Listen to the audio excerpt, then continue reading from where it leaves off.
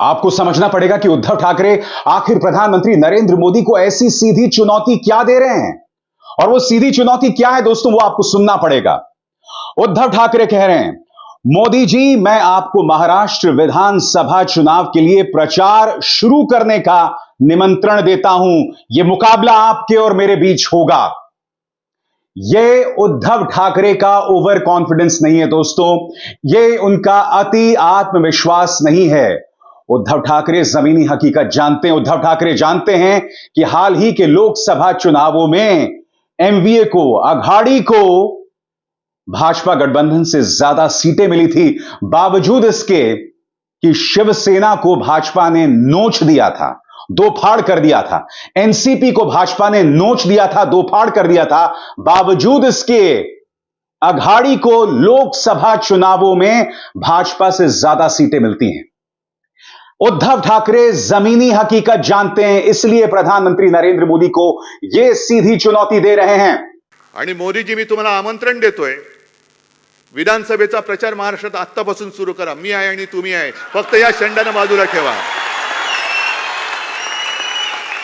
नाव चोरायचं नाही, वडील चोरायचे नाहीत, धनुष्यबाण चोरायचं नाही। धनुष्यबाण बाजूला ठेवा, नवीन निशाणी घ्या, मिंद्याच्या वडिलांचा फोटो लावा आणि या समोर।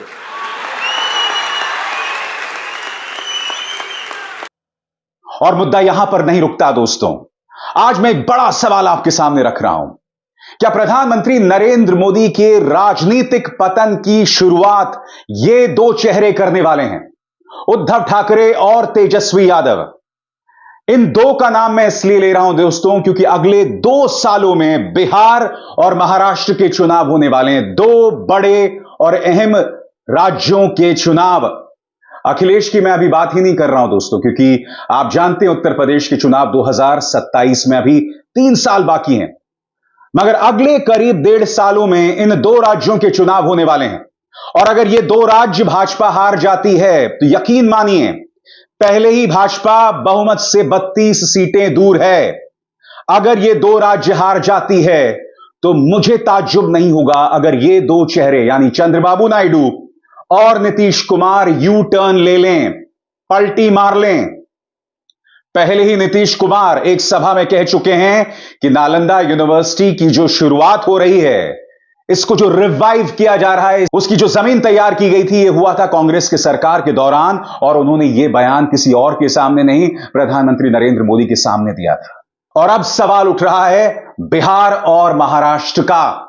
और हमें यह नहीं भूलना चाहिए दोस्तों, तेजस्वी यादव इस वक्त भारतीय जनता पार्टी के लिए इतनी बड़ी चुनौती है, इतनी बड़ी चुनौती है कि तेजस्वी यादव के खिलाफ बाकायदा सुपारी लेकर भारतीय जनता पार्टी मैदान में उतर चुकी है।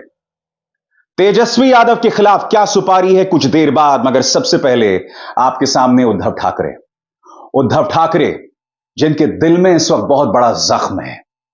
वो जानते हैं कि प्रधानमंत्री नरेंद्र मोदी और अमित शाह ने शिवसेना को दो फाड़ कर दिया था। वो ये भी जानते हैं, जब वो बोलते हैं तो उनके दिल में वो भी दर्द है कि किस तरह से प्रधानमंत्री नरेंद्र मोदी और अमित शाह लगातार उन्हें नकली शिवसेना बताते रहे। उद्धव ठाकरे पहले कह चुके हैं कि तुम मुझे नकली बताने की हिम्मत करते हो, मैं तुम्हारी डिग्रियों की तरह नकली नहीं हूं। और अब उद्धव ठाकरे की सीधी चुनौती प्रधानमंत्री नरेंद्र मोदी को। क्या प्रधानमंत्री उनकी इस चुनौती को स्वीकार करेंगे? क्या यह मुकाबला उद्धव ठाकरे बनाम प्रधानमंत्री नरेंद्र मोदी होगा? क्योंकि एमवीए के इसमें दो राय नहीं है। शरद पवार की एनसीपी, राहुल गांधी की कांग्रेस और उद्धव ठाकरे, इस नेतृत्व के निर्विवादित नेता हैं उद्धव ठाकरे। अगर यह गठबंधन जीतता है तो उद्धव ठाकरे होंगे अगले मुख्यमंत्री। इसीलिए उद्धव यह चुनौती दे रहे हैं। क्या प्रधानमंत्री इस चुनौती को स्वीकार करेंगे? तो इसका आसान सा जवाब यह है दोस्तों, प्रधानमंत्री वहां कभी नहीं उतरते जब उन्हें पता होता है कि मुझे हार का सामना करना पड़ सकता है। यही वजह है कि भारतीय जनता पार्टी के नेता लगातार उद्धव ठाकरे को निमंत्रण भेज रहे हैं कि जब आप हमारे साथ थे तो आपको 18 सीटें मिली थीं, अब आपको 10 सीटें भी नहीं मिली हैं। इस तरह की बातें की जा रही हैं। उद्धव ठाकरे अपने समर्थकों के बीच यह सवाल पूछते हैं कि क्या उद्धव ठाकरे को दोबारा एनडीए में जाना चाहिए? क्या उद्धव ठाकरे को उस अमित शाह, उस मोदी के पास जाना चाहिए जिन्होंने आपकी मां समान शिवसेना को दो फाड़ कर दिया था? देखिए किस भावात्मक अंदाज में, मराठी में, ठेठ मराठी में उद्धव अपनी बात रखते हैं। सुनिए वो क्या कह रहे हैं, फिर मैं उसकी चर्चा करता हूं। तडाखा बसल्यानंतर पुन्हा एकदा बाजूच्या गल्लीत कसं न्यायचं, विषयांतर कसं करायचं हे त्यांना चांगलं कळलंय. म्हणून निवडणूक झाल्यानंतर ताबडतोब सुरू केलं की उद्धव ठाकरे हे पुन्हा मोदी सोबत जाणार, एनडीए मध्ये जाणार. जायचं? ज्याने आपल्याला संपवायचा प्रयत्न केला, आपल्या माते समान शिवसेना खतम करण्याचा प्रयत्न केला, त्या नालायकांबरोबर पुन्हा जायचं? मी तुम्हाला सगळ्यांना विचारतोय. त्यांना काय होतंय की गैरसमज पसरून द्यायचा आणि स्वतःचं अपयश झाकून ठेवायचं. अहो तुमचं तुम्ही बघा ना, आमचं कशाला वाकून बघताय? तो कहीं ना कहीं उद्धव ठाकरे ने करारा जवाब दे दिया है प्रधानमंत्री नरेंद्र मोदी और अमित शाह को। और जैसे ही भारतीय जनता पार्टी उन्हें निमंत्रण दे रही है अप्रत्यक्ष तौर पर, उससे पता चल रहा है कि मुकाबला शुरू होने से पहले ही भाजपा ने हथियार डाल दिए। यही नहीं, जब लोकसभा चुनाव का नतीजा आया था तब राज्य के अंदर पार्टी के जो सबसे बड़े चेहरा हैं यानी देवेंद्र फडणवीस, जो 5 साल तक महाराष्ट्र के मुख्यमंत्री रहे, उन्होंने अपने पद से इस्तीफा देने की पेशकश भी कर दी थी। ये तमाम फैक्टर्स हैं जो उद्धव ठाकरे के कद को ऊंचा कर रहे हैं। उद्धव ठाकरे कहते हैं कि तुम मुझे आतंकवादी कहते हो, तुम मुझे नक्सली कहते हो। उद्धव ठाकरे कहते हैं कि अगर लोकतंत्र को बचाना आतंकवाद है तो मैं आतंकवादी हूं, मगर तुम जो लगातार एजेंसीज के सहारे मेरे कार्यकर्ताओं, मेरे पार्टी के नेताओं पर हमला कर रहे हो, तुम लोकतंत्र के हत्यारे हो और सही मायने में नक्सलवादी हो। सुनिए उद्धव क्या कह रहे हैं। हा आतंकवाद वाटतो, मग लोकशाही वाचवा हा आतंकवाद असेल तर मी आतंकवादी आहे.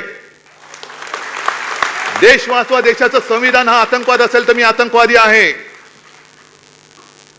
पण तुमचे जे बापजादे दिल्लीत बसलेले आहेत, मोदी आणि शहा, ते सरकारी यंत्रणेचा दुरुपयोग करतायत. आमच्या कार्यकर्त्यांच्या घरी तुम्ही ED, income tax, CBI, police पाठवता. एक गद्दार जो अमोल तुझ्या इकडे ज्यांनी विजय ठापला, तो स्वतः निर्लज्जपणाने सांगतोय की काय करू, माझ्यासमोर मार्गच नव्हता, एक तर तुरुंगात जा नाही तर आमच्याकडे या. भ्रष्ट माणूस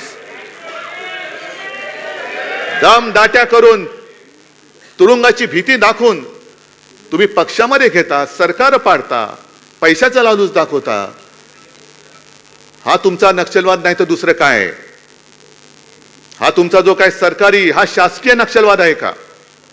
हा नक्षलवादच आहे.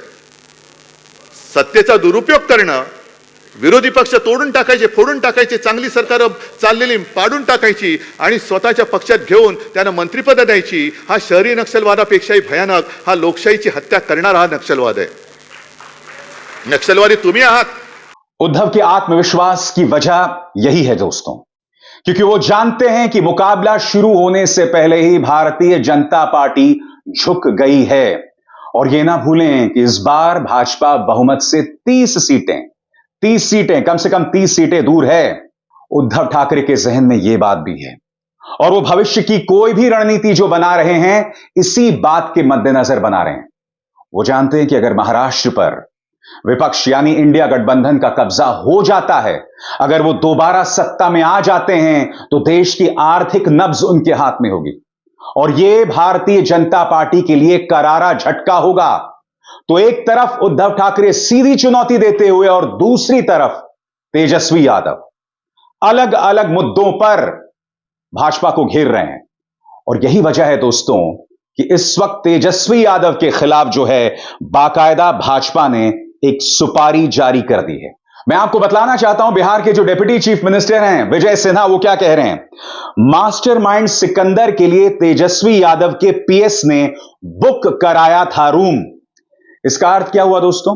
भाजपा एक बयान जारी करता है और उसी का अनुसरण तमाम गोदी मीडिया कर रहा है। सीधा सा सवाल, अगर इस मामले में तेजस्वी यादव शामिल हैं, लालू प्रसाद यादव शामिल हैं या यादव परिवार शामिल है, तब तक भाजपा कर क्या रही है? बताइए। आपको त्वरित कार्रवाई करनी चाहिए। आपको तेजस्वी यादव को गिरफ्तार करना चाहिए ना। हवा हवाई बातें करना बहुत आसान है। कार्रवाई कीजिए, एक्शन कीजिए, मगर सुपारी दी गई है। यह देखिए इंडिया टीवी, पेपर लीक के सिकंदर से तेजस्वी का कनेक्शन क्या है, गेस्ट हाउस वाले मंत्री जी पर नया खुलासा क्या कह रहा है इंडिया टीवी। और वही जुबान रजत शर्मा के शागिर्द तिहाड़ रिटर्न भी अपना रहा है। वो क्या कह रहा है, नीट पेपर लीक से तेजस्वी यादव का क्या कनेक्शन। बाकायदा दोस्तों पूरा शो इन्होंने इस बात पर कर डाला है, पूरा शो इस मुद्दे पर कर डाला है। अब मैं आपसे पूछना चाहता हूं, यह तेजस्वी के खिलाफ सुपारी नहीं तो आखिर क्या है, और ऐसा क्यों है मैं आपको बताता हूं। हाल ही में आरक्षण को लेकर हाईकोर्ट का फैसला आया है, जिसमें उन्होंने बिहार सरकार के फैसले को निरस्त कर दिया है, खत्म कर दिया है। अब यह मुद्दा नीतीश कुमार और बीजेपी के लिए एक बहुत बड़ी चुनौती बन गया है।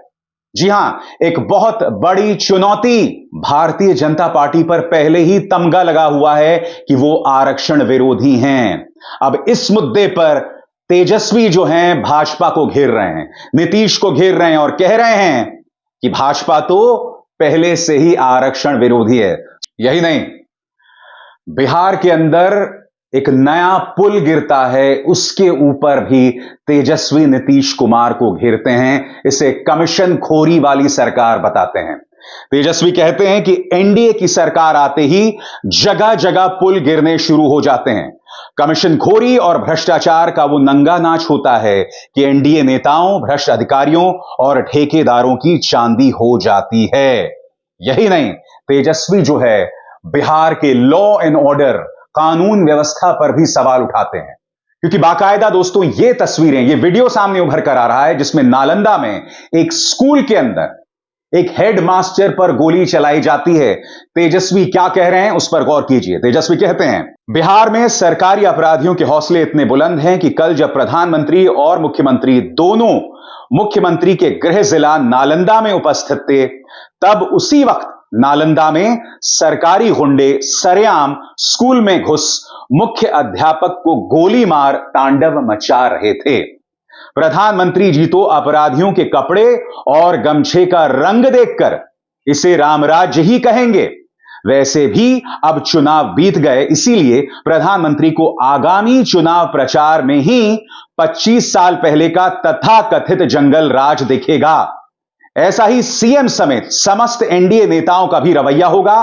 तब तक सरकारी अपराधी यूं ही सत्ता संरक्षण में हजारों नागरिकों की जब चाहें जहां चाहें बलि लेते रहेंगे।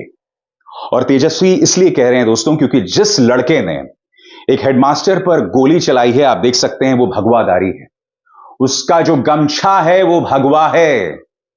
इसीलिए तेजस्वी कह रहे हैं कि प्रधानमंत्री जी तो अपराधियों के कपड़े और गमछे का रंग देखकर ही इसे रामराज्य कहेंगे। आपने देखा दोस्तों, पुल गिरता है तो कटघरे में वो रख रहे हैं नीतीश कुमार सरकार को, भाजपा को। नीट परीक्षा पेपर लीक होता है, कटघरे में रख रहे हैं। और फिर आप देख रहे हैं अपराध के मुद्दे पर, महिलाओं पर जिस तरह से अत्याचार हो रहा है, उसकी कई तस्वीरें सामने उभर कर आ रही हैं बिहार से, उससे लेकर भी वो कटघरे में रख रहे हैं। और हम ये ना भूलें दोस्तों कि लोकसभा चुनावों से पहले लगातार तेजस्वी जिस तरह से नौकरी और बेरोजगारी का मुद्दा उठा रहे हैं, उनका कद लगातार बढ़ रहा है। हमें यह नहीं भूलना चाहिए कि 2019 में गठबंधन को सिर्फ एक सीट मिली थी, अब वो 1 से 10 हो गई है, और ये अपने आप में बहुत मायने रखता है। यकीनन तेजस्वी यादव इस वक्त एक बहुत बड़ा सिरदर्द बन गए हैं अमित शाह और प्रधानमंत्री नरेंद्र मोदी के लिए ही। इसीलिए मैंने कहा कि क्या प्रधानमंत्री नरेंद्र मोदी की राजनीतिक पतन की शुरुआत ये दो नेता करने वाले हैं। हालांकि अगर मैं इसके दायरे को और बढ़ाऊं तो ये सिर्फ 2 नेता नहीं हैं, 5 नेता बन जाते हैं। राहुल गांधी जो लगातार मोर्चा संभाले हुए हैं, कांग्रेस को बेशक 99 सीटें मिली हैं, मगर यह व्यक्ति रोज अलग अलग मुद्दों के साथ कटघरे में रख रहा है मोदी सरकार को। अखिलेश यादव जो सक्रिय होंगे 2026 और 27 के आसपास, और उससे पहले यूपी के जितने मुद्दे आएंगे उस पर वो सरकार को घेरेंगे। अरविंद केजरीवाल, जी हां, एक और राजनीतिक शख्सियत जो भारतीय जनता पार्टी के लिए एक बहुत बड़ा सिरदर्द साबित होंगे। तो एक के बाद एक ये जो तमाम नेता हैं वो प्रधानमंत्री के लिए मुश्किलात पैदा करने वाले हैं। और वही सवाल कि क्या मोदी जी के राजनीतिक पतन की शुरुआत यही चेहरे करेंगे? अभिसार शर्मा को दीजिए इजाजत। नमस्कार। स्वतंत्र और आजाद पत्रकारिता का समर्थन कीजिए, सच में मेरा साथी बनिए। बहुत आसान है दोस्तों, इस ज्वाइन बटन को दबाइए और आपके सामने आएंगे ये 3 विकल्प, इनमें से एक चुनिए और सच के इस सफर में मेरा साथी बनिए।